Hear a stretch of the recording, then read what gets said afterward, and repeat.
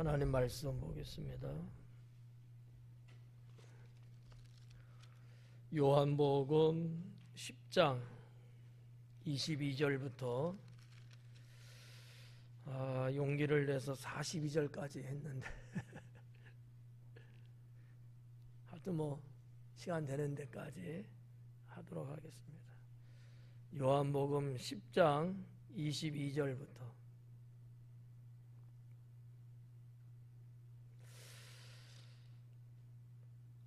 강의를 하면서 그냥 읽을까요? 네, 기니까.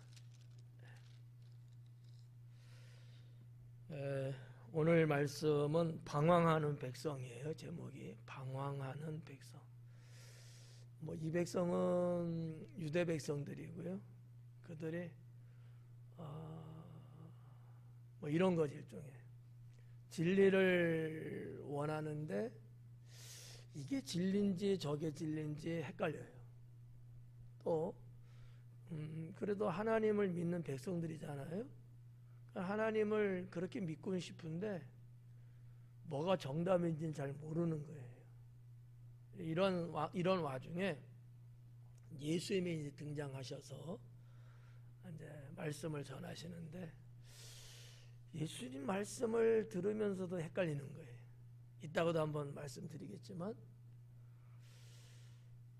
말씀을 전하는 거는 진리가 맞는 것 같고 근데 자기들이 지금까지 쭉 살아오면서 가지고 있는 신앙 그리고 이제 유대인들만의 전통 하나 더 말하면 모세 율법 이런 걸로 봐갖고는 예수님은 그쪽하고는 자꾸 이렇게 안 맞는 것 같은 거야.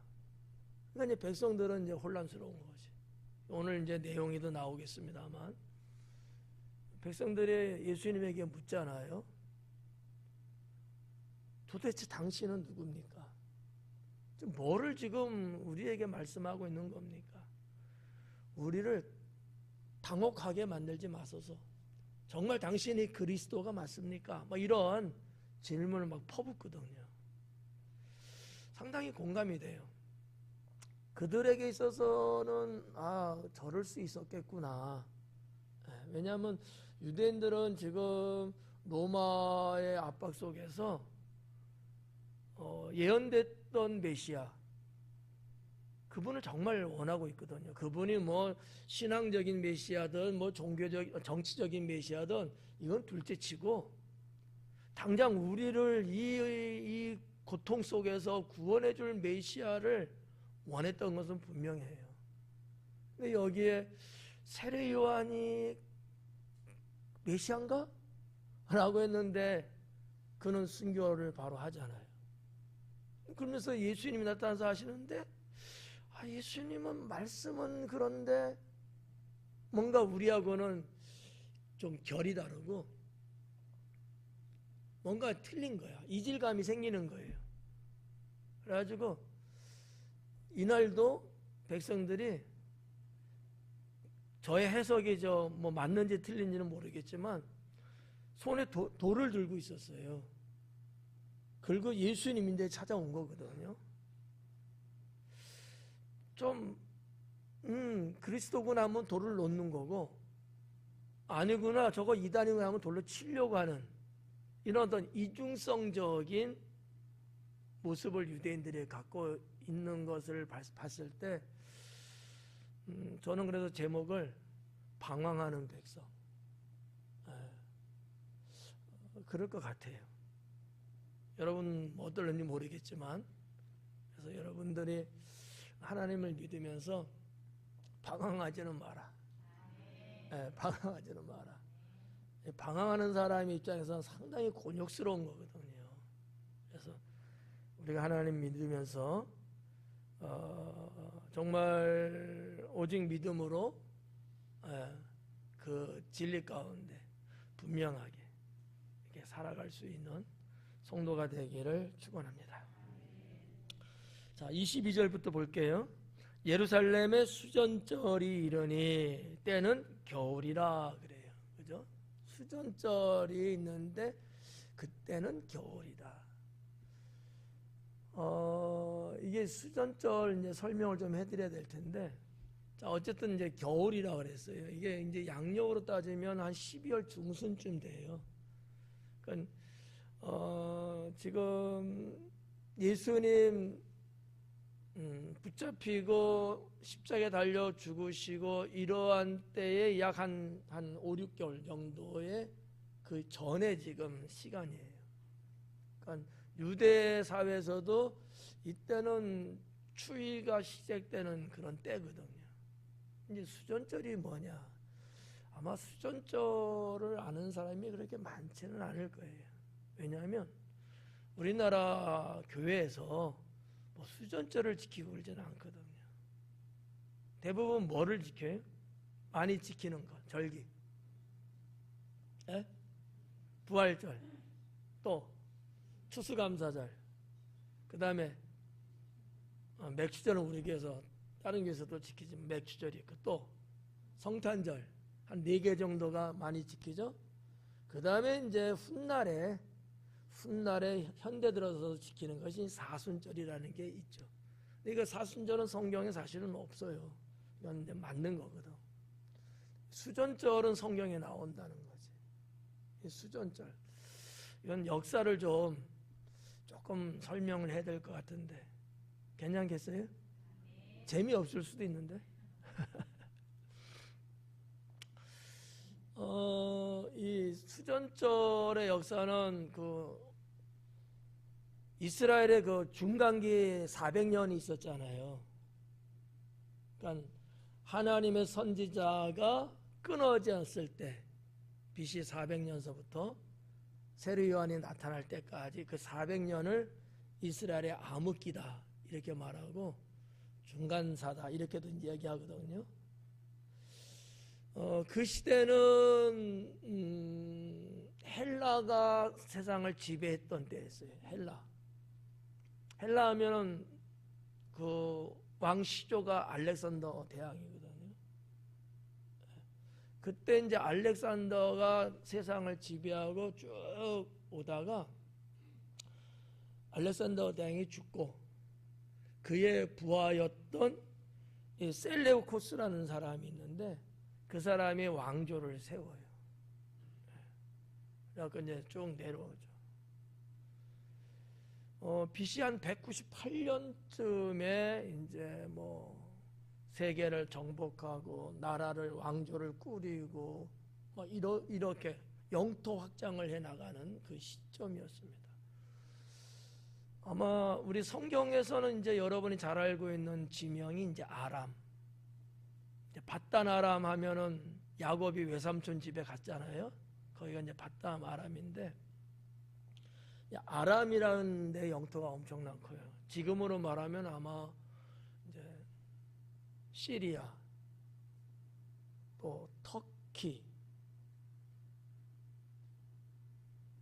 지금의 이라크의 어느 일부분 이런 데가 다 초기에 아람 제국을 형성했던 아주 광대한 땅입니다.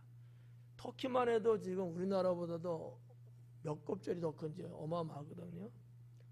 그 밑에가 시리아 있고 그 밑에가 이제 이스라엘이고 이렇게 돼 있거든요. 그 모든 셀레우코스가 가졌던 그 당시의 제국은 이제 그렇게 형성이 이제 됐던 거죠. 그래서 뭐 쭉 내려오다가 어느 시대냐면 안티오코스 시대 때, 안티오코스 뭐 1세기, 3년대, 3세 때, 이때가 이제 BC 198년쯤 되는 때인데 이집트하고의 전쟁에서 승리를 하면서 영토 확장을 더 크게 해버려요. 그러면서 팔레스타인도 이 지배를 다 해버립니다. 안티오쿠스 3세 때. 근데 이 안티오쿠스 3세는 처음에는 이제 유대인에 대해서 상당히 우호 정책을 썼어요. 뭐 신앙생활하는 것도 문제 없고 그들의 일상적인 생활도 허용을 해주고 이런 식으로. 그런데 전쟁을 치르면서 롬하고 전쟁을 치르게 되는데 패배를 합니다. 힘들어지죠. 그러면서 이제 뭐 은금 이런 보화들을 막 모으다 보니까 예루살렘에 있던 것까지도 다 착취해 나가는 이런 과정이 이제 있었고, 그 다음 4세 때, 4세 때가 이제 문제인 거예요. 3세 때는 어느 정도 우호 정책을 써서 그냥 괜찮았는데 4세가 들어와 갖고는 그게 싹 없어지고요. 이 안티오코스 4세는 예루살렘 성전에 제우스 신상을 놓고, 성전에다가 지성에다가, 그리고 제사를 지내는데 돼지 피를 가지고서 제사를 지내는 거예요. 이거는 유대인에게 어떤 의미예요? 죽으라는 얘기예요. 절대 있을 수 없는 거잖아요. 이게 이제 다니엘서에 나오는 예언의 말씀과 같은 거예요. 하나님 단에 우상이 들어서고, 이런 다니엘서 뭐 11장 12장 이런 쭉 그런 데 다 나오는 거거든. 뭐 구약 성경에 예언되어 있는 여러 가지 것 중에 하나가 이제 북방왕 남방왕 이런 얘기 나오거든요. 그러니까 북방왕 다니엘서가 예언서잖아요. 거기서 나오는 북방왕은 이 아람을 말해요. 아람. 그러니까 아람이라고도 아브라함 시대 때는 아람이라는 말을 썼고, 그 후 시대는 수리아라는 단어를 썼거든요. 근데 남방왕은 이집트예요. 북방왕과 남방왕이 싸우는데 중간이 뭐예요? 그게 이스라엘인가 팔레스타인. 샌드위치에 껴갖고 말이죠.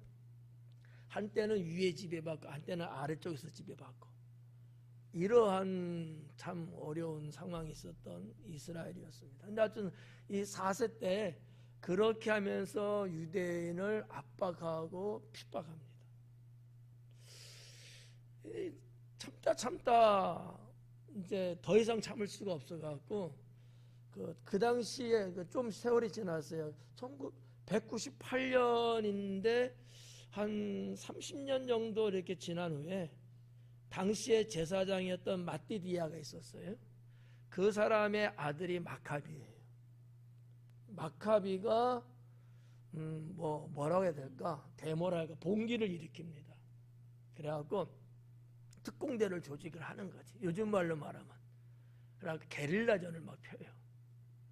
그래갖고 이 안티오코스 4세의 그 부대하고 전쟁을 치르듯이, 대대적인 전쟁은 아니지만 어쨌든 간에 싸워서 이겨요.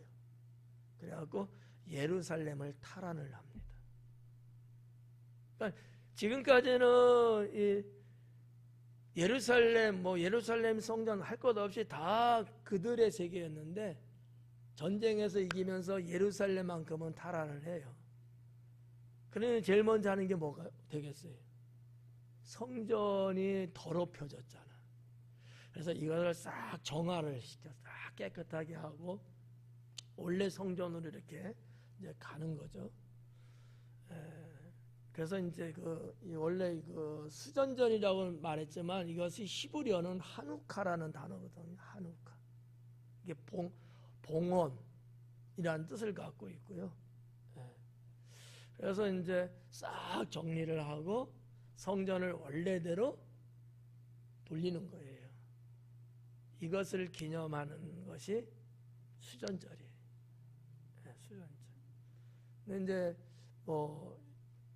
비하인드, 성경에 기록되지 않은 이제 역사적인 이야기지만, 이 수전절은 8일 동안을 지켜요. 8일간. 왜 8일간일까? 제가 볼 때는 예루살렘 성전의 그 등대잔에 불을 피우잖아요. 근데 이 기름이 딱 하루 쓰면은 꺼져야 되는 상황이에요. 근데 8일 동안 가요. 그래서 유대인들은 하나님의 은혜를 베푸셨다라고 받아들인 거죠. 그래서 이 수전절은 8일 동안 갑니다. 그래서 이제 유대인들은 지금도 아마 지킬 거예요. 유대인들은 이 축제의 날을 빛의 축제다 이렇게 불러요. 빛의 축제다.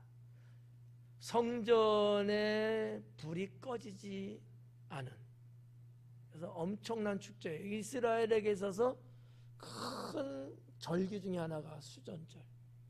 이제 우리는 뭐 이제 우리 성경적으로 아까도 여러분들 말씀한 것처럼 그런 거지만 유대인들은 아닌 거예요.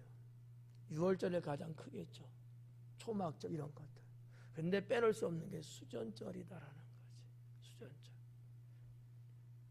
정치적인 역사나 종교적인 역사, 이 모든 것들을 회복할 수 있었던 것이 수전절이거든요.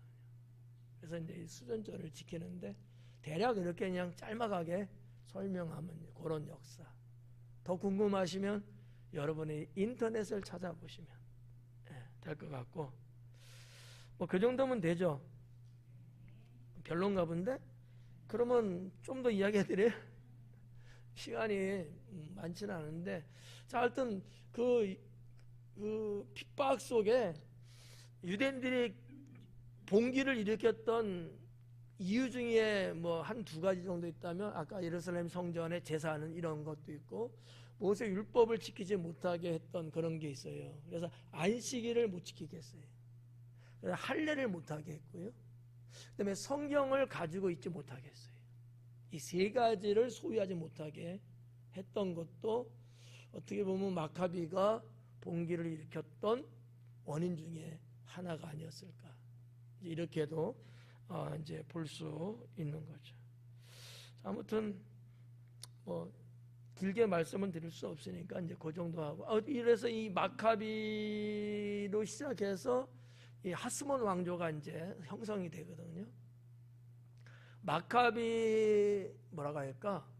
그 후손들이 다스리는 왕조가 계속돼야 한 100년 정도. 그거를 이제 우리가 역사적으로 하스몬 왕조라고 말하거든요. 한 100년 정도, 거의 한 100년. 100년.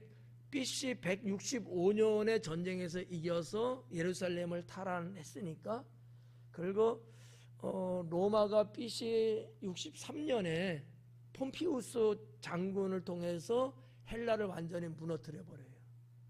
이때 이스라엘도 무너져요. 하스몬 왕조가. 왜냐? 하스몬 왕조의 내부적으로 분열이 일어나. 그래가지고 헬라가 망할 때 같이 이스라엘도 노마 속에 들어가죠. 그게 BC 63년이에요. 폼피우스 장군.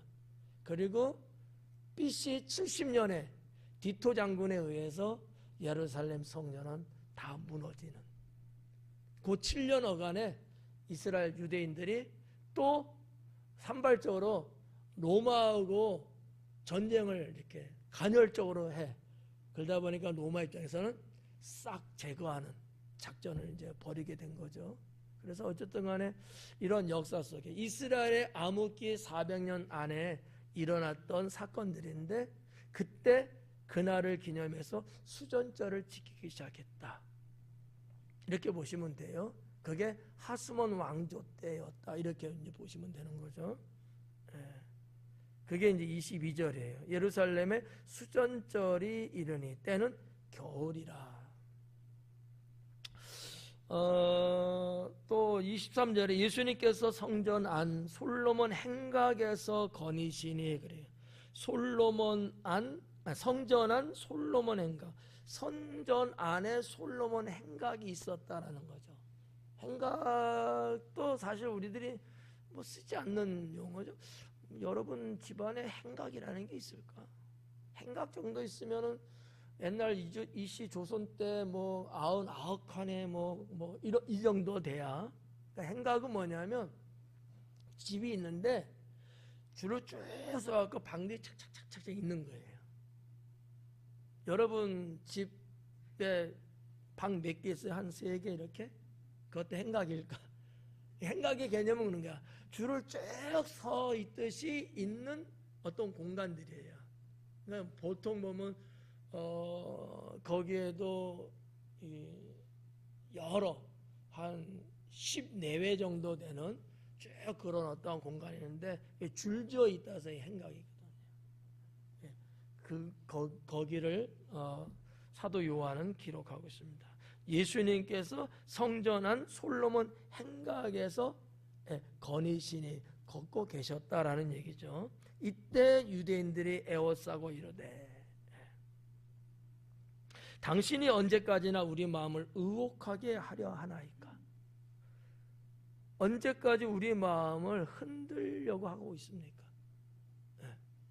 그러니까 상당히 그들은 답답하고 뭐 그런 거죠. 우리가 어느 쪽을 가야 될까? 저 사람이 메시아인가? 그럼 우리가 가야 되는데 보니까 모세 율법하고도 안 지키는 것 같고 뭐 안식일도 자의적으로 막 해석도 하고 이것도 아닌 것 같고 헷갈리는 거예요. 그래서 의혹이라는 단어를 이야기한 거죠. 우리 마음을 혼란스럽게 하려 하나이까? 좀 쉬운 말로 말하면 혼란스럽게. 그리스도이면 밝히 말씀하소서 하니. 우리가 소망했던 메시아가 맞다면 속 시원하게 이야기해 주세요. 이러는 거예요. 그랬더니 25절에 예수님께서 대답하시되 내가 너에게 말하였을 때 믿지 아니하는도다. 그래.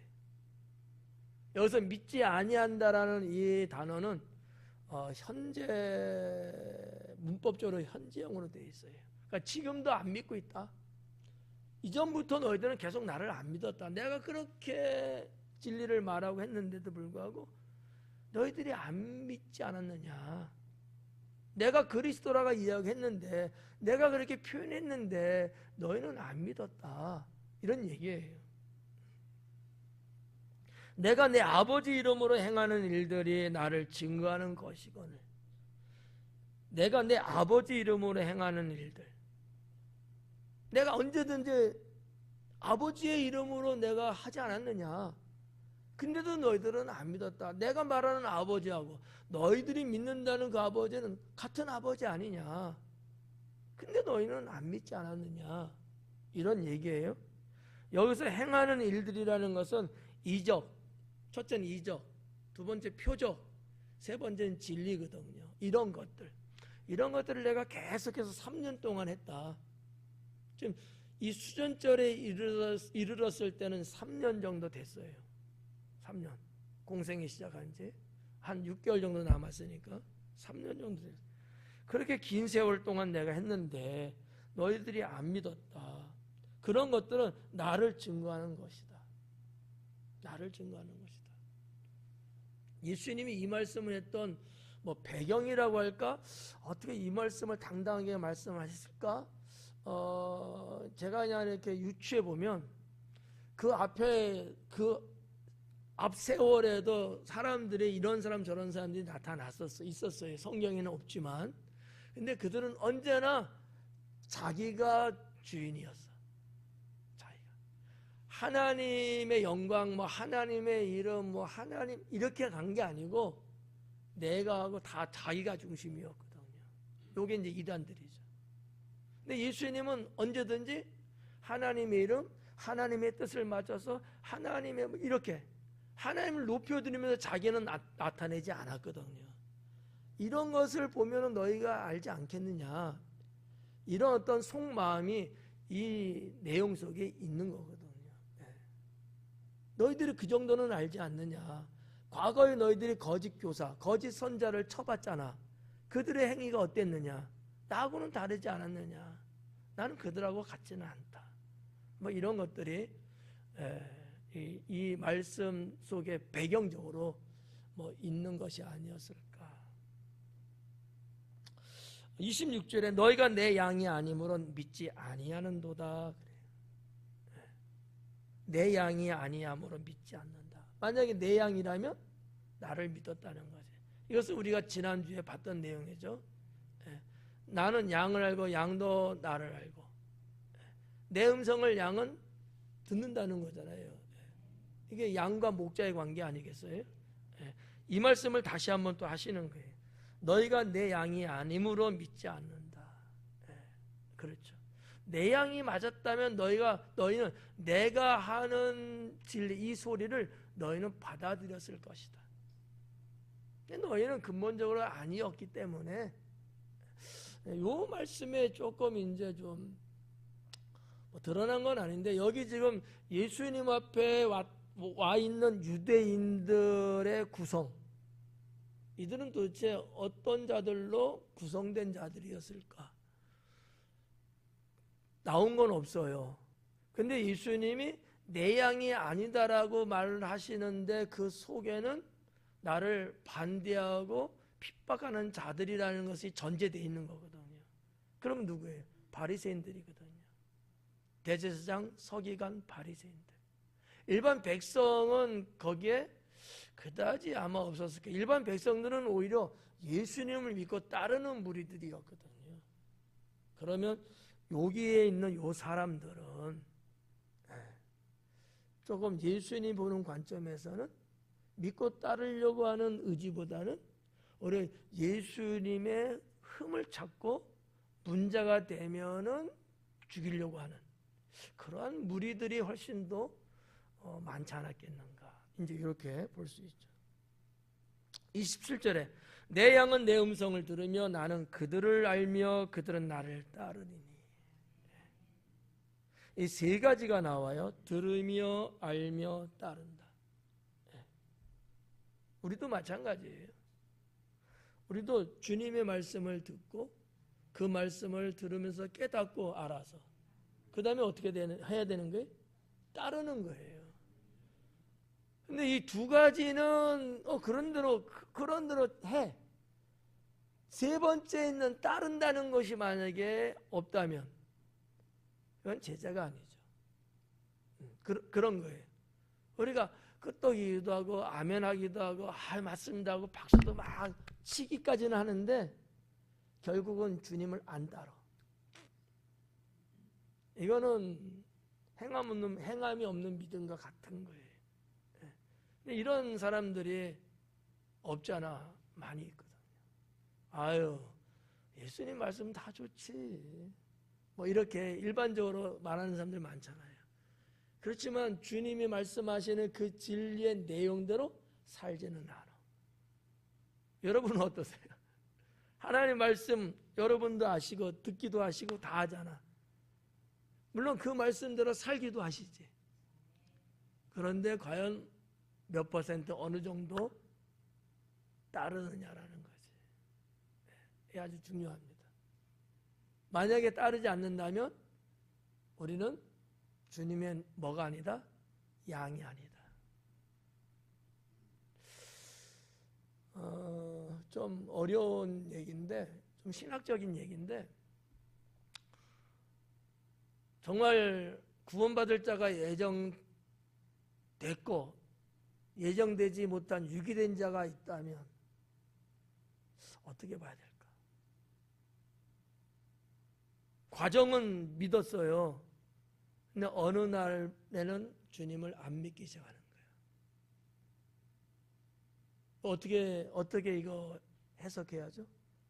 자, 믿는 것 같아서 쭉 왔는데 결국은 주님을 떠나는가 버리는가 따르지 않고 구원이 있을까요?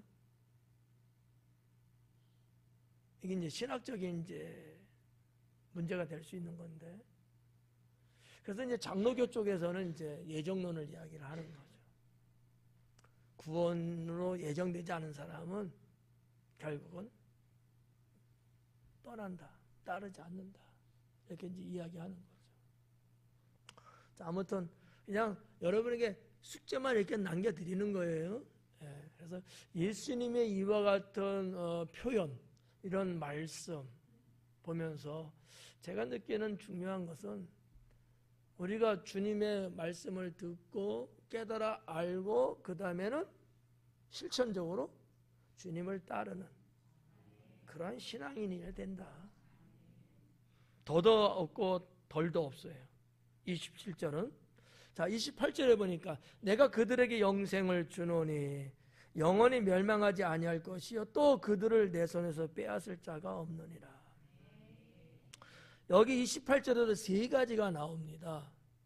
이 세 가지 은혜에 대한 능력에 대한 구원에 대한 이 세 가지인데 이 세 가지를 가질 수 있는 사람은 누굴까? 주님을 따르는 양들이라고 하는 것이죠. 예수님을 따르는 자들에겐 이 세 가지가 있는 거예요. 그 첫 번째가 뭐예요? 뭐를 줘요? 영생을 준다는 거죠. 그렇죠? 여러분이 다 잘 알고 있는 예수님을 믿고 따르는 자는 영생함을 받는다. 두 번째 좀 뭐가 있어요? 영원히 멸망하지 않는다. 영원히 멸망하지 않는다. 이게 예수님을 믿고 따르는 자에게 주시는 은혜요 축복인 거죠. 영원히 멸망하지 않는다. 세 번째는 누구도 내 손에서 빼앗을 수 없다. 이거는 목자의 개념, 우리가 지난주에도 봤지만 목자는 자기 목숨을 버릴지라도 자기 양을 지켜요. 이게 이제 선한 목자, 참 목자죠. 예수님이 이것을 말씀하고 있는 거야. 누구도 내 손에서 너희를 뺏을 수 없다. 주님이 지키신다는 거죠. 그러니까 예수님을 구주로 믿고 따르는 자는 이 세 가지를 예수님은 약속하고 있는다. 이게 이제 그 이스라엘의 이 역사, 통역사, 전체적인 역사를 봐도 하나님이 아브라함에게 언약하시잖아요. 뭐 천년 후에 다윗에게도 언약도 하시지만 아브라함과 맺은 그 언약을 하나님은 지키시는 거예요. 이스라엘 백성들이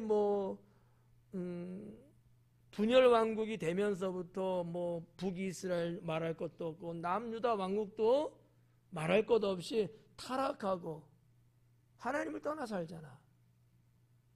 그러면 다 이게 중요하다는 게 맞는 거예요. 근데 하나님이 그들의 구루터기를 남긴다고 했잖아요. 이사에서도 보니까. 왜 그러는 거예요? 왜 구원을 그들에게 남겨두셨느냐? 언약이에요. 하나님의 언약.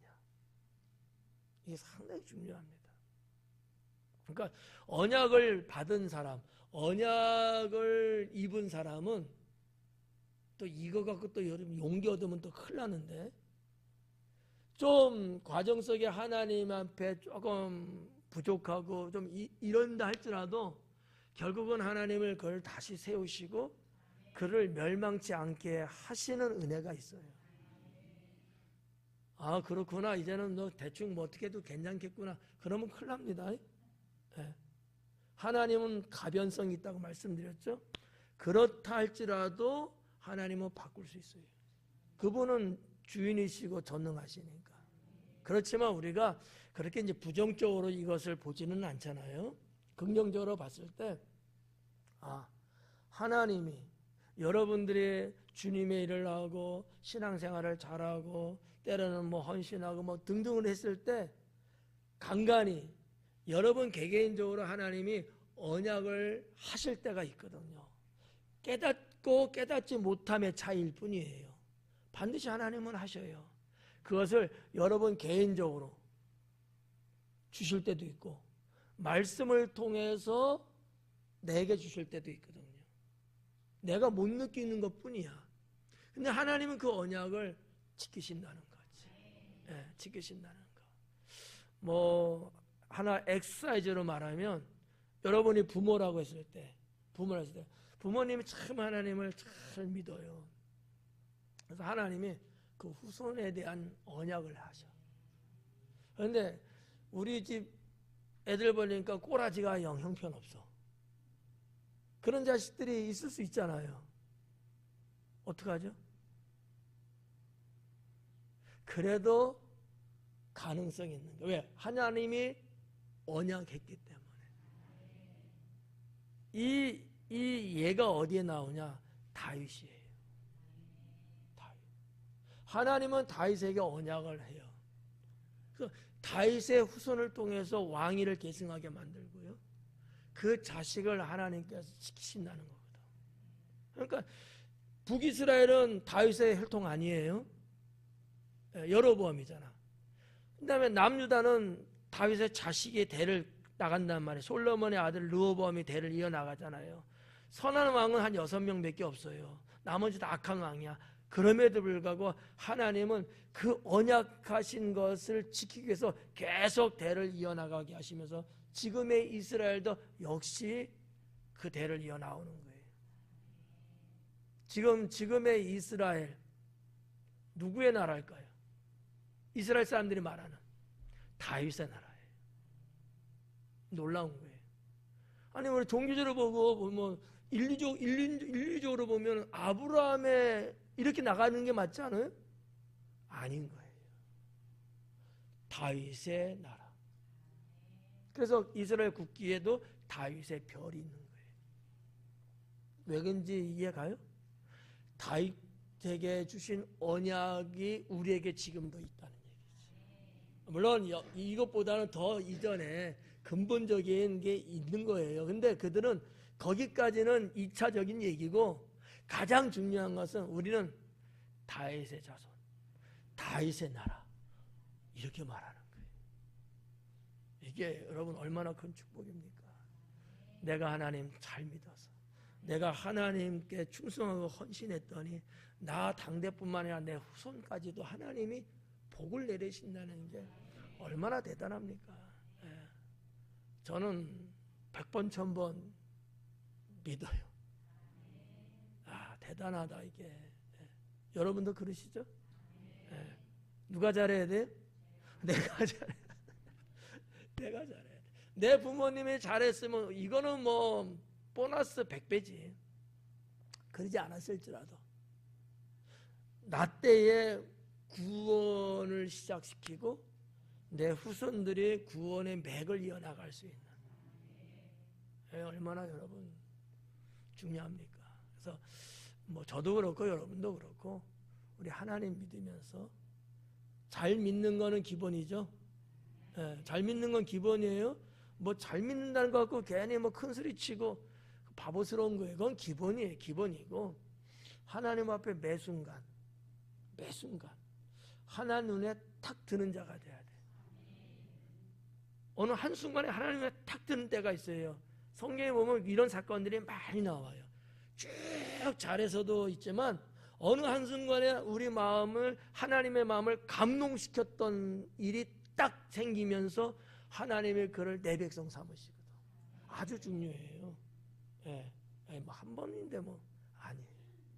한 번으로 구원받을 수도 있고 한 번으로 버림받을 수도 있고, 한 번이 참 어떤 의미에서 중요합니다.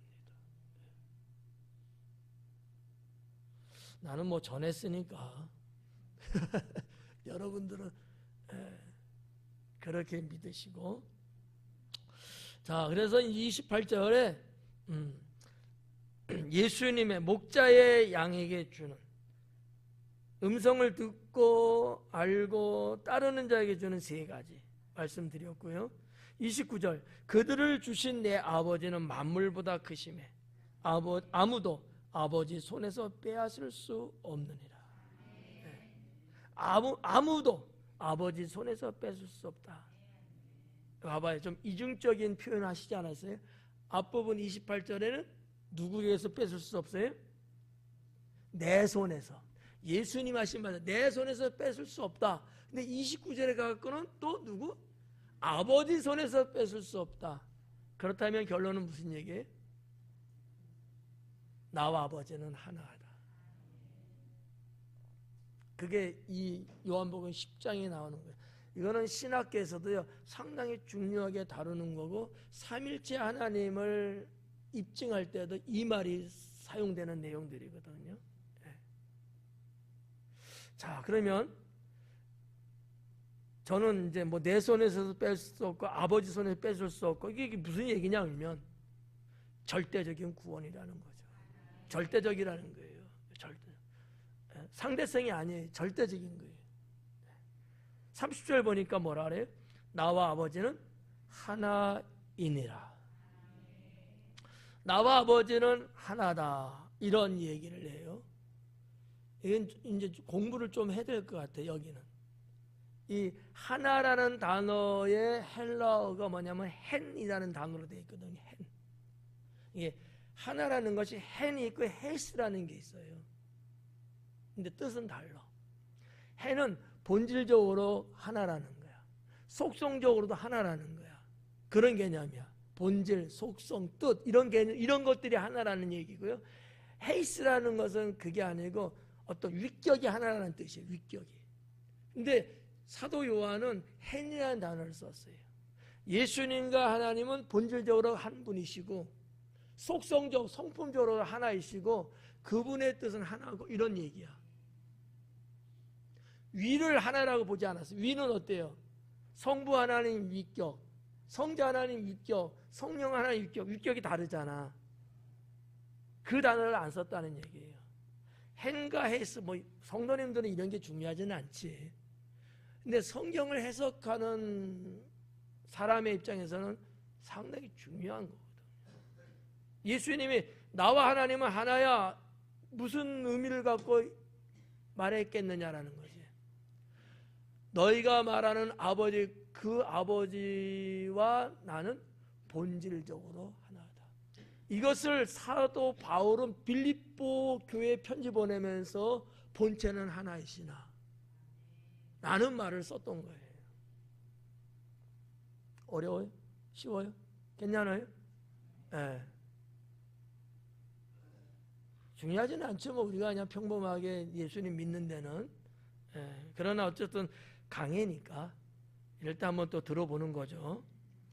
자, 그 다음에 31절에 유대인들이 다시 돌을 들어 치러하거늘. 돌을 들었대요. 어떻게 생각하셔요? 돌을 들었다. 뭔 것 같아요? 그림이, 어떤 그림이 좀 나와요? 돌을 들었대. 여러분 돌을 들었어. 어떤 행동이에요, 그러면? 예? 아니, 돌을 들었대. 들었다는 게 뭐냐고. 여기서 들은 거 아니야. 그죠? 이런 개념이잖아요. 그런데 헬라 원어에 보면 운반했다라는 거거든. 가지고 왔다는 얘기야. 근데 이 행각에는요, 돌이 없어요. 그럼 어디 있느냐? 지난주에도 말했지만 이때는 예루살렘 성전을 지금 계속 재건하기 공사하고 있는 때였어. 그러니까 거기는 돌들이 있는 거지. 그러면 예수님 앞에서 이야기하다가 이 말 듣고 하나님과 나는 하나다 하니까 거기까지 막 가갖고 돌을 가지고 왔다? 그건 좀 아닌 것 같죠? 그건 뭔 것 같아요? 올 때 돌을 갖고 온 거야. 지고 있는 거야, 이렇게. 그러다가 이렇게 지고 있는 거야. 이렇게 해서 그리스도예요? 아니에요? 좀 말 좀 해. 이게 아니고 그냥 이렇게 평범하게 있어서 돌을 이렇게 지고 있다가. 그런데 30절 말씀을 들으면서 이 사람들이 손을 들은 거야. 이렇게. 이해가요? 이 장면을 여러분들이 행각, 성전아 솔로몬 성전의 솔로몬 그게 행각에는 돌이 없어요. 있을 수가 없는 데거든. 그러니까 단순하게 그냥 들어라고 해서 밑에 있는 돌을 이렇게 들었나 이렇게 생각할 수 있는데 그건 아니라는 거지. 이거는 예루살렘 성전의 실제적인 상황이 그건 불가능한 거예요. 그래서 제가 볼 때는 이들이 올 때 두 가지 마음을 갖고 온 거야. 아니면 쳐 죽이고 맞으면 우리가 따르고. 그래서 돌을 짚고 오지 않았겠는가. 이제 이렇게 이제 저는 이제 해석을 해보는 거죠. 자, 32절에 예수님께서 대답하시되 내가 아버지로 말미암아 여러 가지 선한 일을 너희에게 보였거늘 그 중에 어떤 일로 나를 돌로 치려 하느냐. 여러 가지 선한 일을 보여주셨다라고 이야기하고 있죠. 여러 가지 선한 일. 우리가 이제 성경에서 보면 어떤 것들이 있을까요? 뭐 예를 들어서 이런 거. 가나 혼인잔치. 그죠? 선한 일이잖아요. 아니 뭐 장사가 혼인이 이제 망치게 됐는데 물 갖고 포도주를 만드셔갖고 나눠줬으니까 얼마나 좋은 일이에요. 뭐 그런 거를 시작해서 또 어떤 게 있을까? 병자를 고치고 뭐 귀신을 쫓아내고 뭐 이런 것들이잖아요. 그 우리가 앞부분 보고 왔습니다만은 그 신하 왕의 신하 아들이 병들어서 죽게 됐잖아. 병을 고쳐주잖아요. 뭐 9장에서 우리가 봤지만은 실로암 못 가. 날 때부터 맹인이었던 자를 또 눈을 또 고쳐주시고 뭐 이런 것들. 내가 한 것 중에 뭐가 잘못된 게 있냐? 너희가 볼 때 그렇게 악하냐? 아니지 않느냐? 내가 보여준 건 다 선한 것이거늘 도대체 그 중에 어떤 것 때문에 나를 돌로 쳐 죽이려고 하고 있냐, 이런 얘기를 이제 예수님이 하시는 거죠. 33절에 보니까 뭐라 그래? 유대인들이 대답하되 선한 일로 말미암아 우리가 너를 돌로 치려는 것이 아니다. 선한 일 한 것은 우리도 인정한다. 좋다. 근데 정말 우리가 너를 돌로 치려고 하는 것은 신성모독으로 인합니다. 신성모독인 거예요. 신성모독이 뭐였어요? 나와 하나님은 하나다. 이게 신성모독인가? 어떻게 사람이 하나님과 하나라고 말하지? 이게 신성모독이지. 하나님을 망령되 일컫는 거거든요. 그러니까 유대인 입장에서는 돌로 치는 게 맞아. 율법에 나와 있거든요. 모세율법에도 돌로 쳐라. 네가 사람이 되어 자칭 하나님이라 함이로다. 그래. 맞는 얘기죠. 그렇기 때문에 34절에 예수님께서 이르시되 너희 율법에 기록된 바 내가 너희를 신이라 하였노라 하지 아니하였느냐. 내가 너희를, 이 시편에 나오는 내용이에요. 82편인가 어딘가. 내가 신이라고 말하지 않았느냐. 아삽의 시에서 나오는 얘기거든요.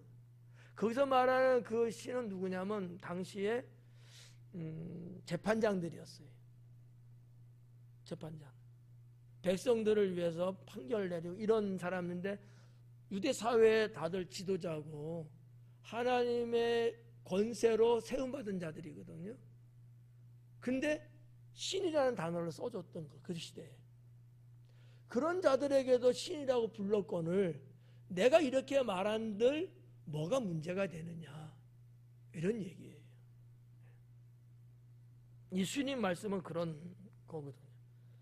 성경은 패하지 못하나니 하나님의 말씀을 받은 사람들을 신이라 하셨거늘 하나님 말씀을 받은 자들을 신이라고 불렀다는 거지. 여러분 혹시 이거 생각나십니까? 사도 바울이 복음을 전하다가 당시에 사람들이 사도 바울의 막 능력 행하고 막 이런 걸 보면서 스스럼에 신이라고 불렀단 말이지. 신이라고 엎드려 막 쳐라고. 그랬더니 사도 바울이 아니라고 그러잖아요. 나도 너희와 성정이 같은 사람일 뿐이다.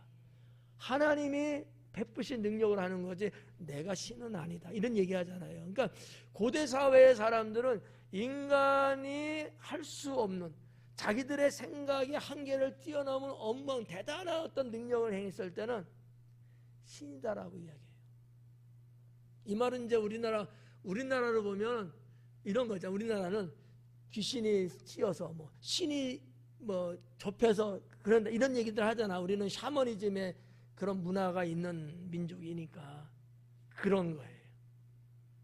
아니 그런 사람에게도 신이라고 말했거늘 내가 그와 같은 하나님의 능력, 기적, 표적을 행했는데 뭐가 문제가 되냐. 그러니까 어떻게 보면 예수님은 나와 하나님이 하나라고 말한 것에 대한 어떤 당위성, 이거를 아주 자신 있게 답변하시는 것, 그렇게 보여집니다. 우리가 이제 성경적으로 좀 보면 구약의 예언자들 있잖아요. 구약의 예언자, 신이라고 불렀던 그 옛날 구약 시대 때 한 세 유형의 사람들이 있었어요. 하나는 예언자들, 그들을 신이라고 부르기도 했어요. 또 두 번째는 하나님 이름으로 말하는 사람들. 예언자들은 그게 해당되고 선자가 또 그게 해당되겠죠. 제사장도 해당될 수 있고요. 그러니까 하나님 이름으로 말을 하는 거야. 나의 자의적으로 그런 게 아니고 하나님 이름. 예수님도 지금 하나님 이름으로 하시잖아요. 이런 자들을 신이라고도 했다. 구약시대 때는. 또 하나님의 이름으로 행동하고 다니는 사람들이 있어요. 사역하고 이런 사람. 이런 사람들을 신이라고 불렀었기 때문에 예수님도 아마 이런 걸 갖고 변증하고 있는 것이 아닐까 이렇게 봐져요. 오늘날의 이단들 중에도 이런 것들을 근거해서 자기가 하나님이다, 자기가 뭐 메시아다, 내가 예수다, 뭐 이렇게 말하는 이단들이 있잖아요. 전혀 근거 없는 거 갖고 말하는 건 아니고요. 이런 어떤 역사적인 것들을 발췌해서 써먹는 거지. 그럼 나도 하나님이게? 네. 이단들은 조심해야 할 필요가 있어요. 네. 자, 36절. 하물며 아버지께서 거룩하게 하사 세상에 보내신 자가 나는 하나님의 아들이라 하는 것으로 너희가 어찌 신성모독이라 하느냐. 이렇게. 근데 예수님의 이 화법, 예수님의 어떠한 사상, 이거는 당시 유대인들이 갖고 있는 것하고는 질적으로 달라요. 뭐 예를 들어서 그런 거 있잖아요. 유대인들은 아주 곧이곧대로 기록된 말씀에 근거해서 따지거든요. 안식일 문제도 그렇고. 그렇죠. 안식일에 일을 할 수 있어요, 없어요? 율법에 의하면 없잖아요. 근데 예수님은 생명을 살리는 일은 할 수 있는 거로 말씀하시잖아요. 이런 차이가 있는 게 견해 차이가. 신성모독의 개념도 그런 거거든요. 유대 백성들, 뭐 제사장, 바리새인, 서기관 등등 이와 같은 사람들은 모세 율법에 기록되어 있는 그 자체를 갖고서 지키려고 해요. 그리고 모세 율법은 아니지만 장로들의 전통, 구전으로 내놓는 그런 것들을 마치 성경처럼 여기면서 지키려고 상당히 하는 사람들이거든요. 근데 예수님은 뭐를 갖고 지키려고 하는 분이었을까? 하나님 나라예요. 그럼 쉬운 말로 이런 얘기야. 당시 유대 종교 지도자들은 이 땅의 것으로만 지키려고 했던 거지. 예수님은 하늘의 것으로 지키려고 한 거지. 이게 차이가 엄청난 거예요. 그들은 하나님의 뜻, 하나님 나라 이거를 못 보고 있는 거예요. 이 땅에 속하 있는 그것밖에 눈에 안 보이는 거죠. 우리 신앙생활도 마찬가지예요. 무시할 수는 없어요. 하면 안 되겠지만, 그러나 더 깊은 뜻과 진리는 하나님 나라 있다는 얘기지. 네, 하나님 나라. 이 신앙이 전혀 다른 거거든요. 예수님은 그쪽으로 계속 말씀을 하세요. 그래서 아주 훌륭한 말씀 중에 하나가 빼놓을 수 없는 게 산상수훈, 팔복에 대한 말씀이거든요. 그 얘기를 백성들이 들으면서 지금도 들어보지 못하고 예전에도 들어본 적도 없고, 인간사회, 공동체 사회에서 전혀 할 수 없는, 상상조차 할 수 없었던 말을 예수님이 쏟아내으시니까 기가 막혔던 거예요. 수준이 다르겠죠. 그래서 이제 제가 볼 때 36절은 신이 뭐냐, 뭐 이런 예수님의 증거를 지금 표현하고 있는 듯하게 보이고요. 37절에 만일 내가 내 아버지의 일을 행하지 아니하거든, 아주 중요한 이제 말씀을 37절부터 합니다. 내가 내 아버지의 일을 행하지 아니하거든 나를 믿지 말라. 이게 다른 거예요. 아버지의 일을 행하지 않으면, 내 일을 행하고 아버지를 행하지 않으면, 이거 구분하는데 아주 중요해요. 이단들은, 잘못된 사람들은 내 일을 행하는 쪽으로 자꾸 이렇게 치켜 세우려고 하거든요. 그런데 예수님은 아버지의 일을 행해야 되는데 행하지 않고 내 일을 행하려면 나 믿지 않아도 된다. 뭐를 중요시 여기는 거예요? 나보다는 아버지 하나님, 내 어떠한 뭐 업적보다는 하나님의 뜻과 섭리, 이쪽을 더 무게를 두고 있는 거예요. 이런 거 하나만 봐도 이 신앙이 잘못됐다, 신앙이 잘 됐다라는 것을 쉽게 구별할 수 있다는 거죠. 자기를 자꾸 드러내고 자기를 나타내고 하나님 이름, 주의 영광보다는 내 교만, 잘난 척, 이거는 벌써 딱 보면 이건 아니구나. 그렇죠. 신앙이 온전하고 성숙한 신앙인들은 그건 아니잖아요. 뭐 주님의 은혜입니다. 주님이 하십니다. 하나님의 영광입니다. 이렇게 보통 하잖아요, 여러분들도. 그게 맞는 건데 잘못된 신앙은 그걸 못하는 거예요. 자꾸 나를 드러내려고 하거든. 모질이지, 찌질이. 예. 그런 걸 보면 이제 식별이 가는 거죠. 자, 그래 내가 내 아버지의 일을 행하지 아니하거든 나를 믿지 말려니와 내가 행하거든 나를 믿지 아니할지라도 그 일은 믿어라.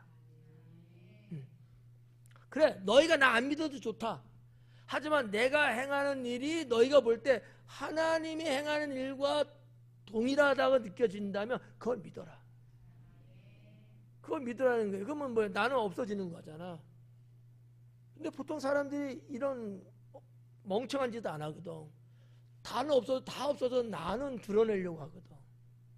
이런 거를 여러분들이 디테일하게 생각을 딱 하면 구별이 확 간다는 거지. 이해가시? 예. 그 일을 믿으라. 야, 이 그 일이 뭘까? 뭐 많은 일들이 있었는데 그 일은 뭐를 의미하는 걸까? 제가 보건대 하나예요. 구원 사역이죠. 하나님이 예수님을 이 땅에 왜 보내셨어요? 예수님이 왜 이 땅에 오셨어요? 영혼을 구원하기 위해서 오셨잖아요. 하나님이 하시는 일이 뭐예요? 영혼을 구원하는 사역이거든. 내가 표적을 보이고 이적을 행한 건 뭐 때문이었죠? 영혼을 주께로 돌아오게끔 하기 위한 거잖아요. 그래서 여기서 볼 때는 그 일은 제가 볼 때 구원 사역이다 라는 거. 구원 사역이다. 다른 거는 못 믿어도 하나님의 죄인을 구원하려고 하는 이 사역만큼은 믿어라. 그래서 사실 어떻게 보면 예수님이 이 땅에 오신 본질적인 목적이거든요. 본질적인 목적. 그러면 너희가 아버지께서 내 안에 계시고 내가 아버지 안에 있음을 깨달아 알게 될 것이다. 그럴 수밖에 없죠. 진리는 지금 하나이니까. 그래서 제가 보건대 예수님은 나의 사역은 아버지 안에서 행하고 있는 거다. 이 말을 암시적으로 하고 있는 것이라고 이제 봐지고요. 39절에 그들이 다시 예수님을 잡고자 하였으나 그 손에서 벗어나 나가시니라 그래. 여기서 말하는 그 손이라는 것은 뭐 단순하게 보면 어떤 거리를 말한다고 볼 수 있어. 손을 미쳐서 잡을 수 있고 뭐 돌로 칠 수 있고 어느 일정의 거리, 이거를 이제 손이라고 표현할 수도 있어요. 손이라고 말은 했지만 의미는 이 손이 아니고 내가 손을 뻗쳐서 뭔가 할 수 있는 어떠한 그 거리, 이거를 말할 수 있고요. 다른 의미는 권세나 능력을 말하고 있는 단어입니다. 권세나 능력. 그 무슨 얘기예요? 그러면 예수님을 잡고자 하였으나 그들의 권세와 능력에서 벗어났다라는 얘기지. 어떻게 해서 벗어난 거예요? 무엇으로 벗어나게 된 거죠? 다른 박질 잘해서. 여러분이 알고 있는 하나님의 때로 봤을 때 하나님께서 막으시는 거죠. 하나님께서 격리시켜 주시는 거예요. 우리가 예전에도 봤잖아요. 예수님이 피하셨잖아, 성전에서. 얼마든지 할 수 있지만 때가 아니었기 때문에 하나님의 권능이 그들을 차단시키는 거지. 여기서 이 손도 그런 개념이에요. 하나님이 그들이 접근하지 못하도록. 이스라엘 백성들이 홍해 앞에 다다를 때에 무슨 일이 일어났어요? 불기둥이 일어나갖고 추격하는 이집트의 군대를 막아 세우잖아. 나만의 얘기? 아니죠. 이런 거 일종의 이런 것들이 우리가 영적으로 우리가 그런 걸 못 느껴서 모를 수는 있는데 하나님은 하나님의 백성인 여러분들을 삶 속에서 여러분을 해하려고 하는 행악자들이 다가올 수 있는데 하나님이 막으신다는 거죠. 예수님한테는 그런 은혜를 안 줬겠어요? 하셨죠. 여러분에게도 있어요, 없어요? 믿으세요. 그게 있는 거예요. 그래서 어떤 때는 저 식탐이 쫙 흐르고 말이지. 내가 그 상황에서는 큰 사고를 당하고 죽는 게 맞는데 별 문제 없이 괜찮아진 거예요. 주께서 때로는 성령의 역사로, 때로는 주의 천사를 보내서 여러분들을 보호하시는 거죠. 믿는 자에게만 나타나는 거예요. 자, 그 다음에 40절. 다시 요단강 저편 요단이 처음으로 세례 베풀던 곳에 가서 거기 거하시니. 초기에 예수님이 거기 계셨죠. 요단강 저편이에요. 지금 예수님은 예루살렘 성전에 있었으니까 요단강 서편에 있는 거거든요. 동편으로 가신 거예요. 거기서 세례 베푸는 곳이거든요. 그래서 성지순례 가면 그쪽 어딘가는 세례 베풀었던, 침례 베풀었던 그곳에 성지순례 가면 가이드가 한 군데 정도는 이제 데려가죠. 그 동네 이름이 베단이라는 동네입니다.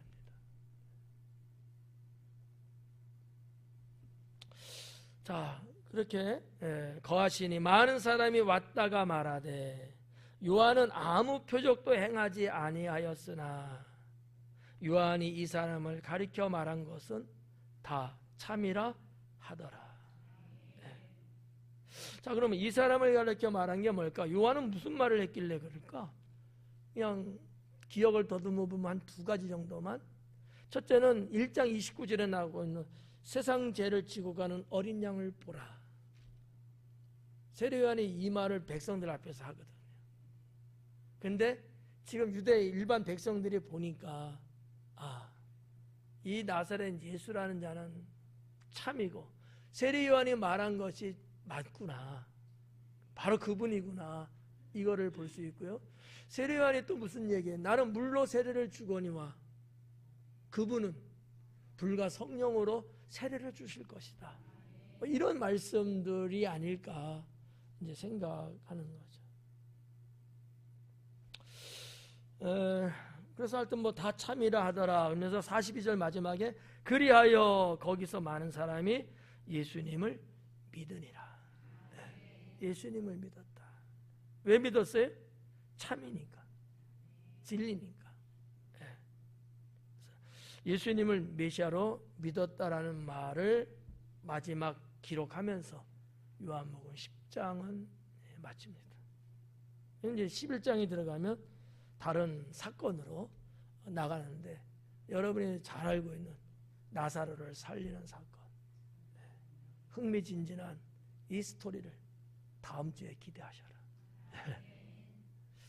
기도하겠습니다.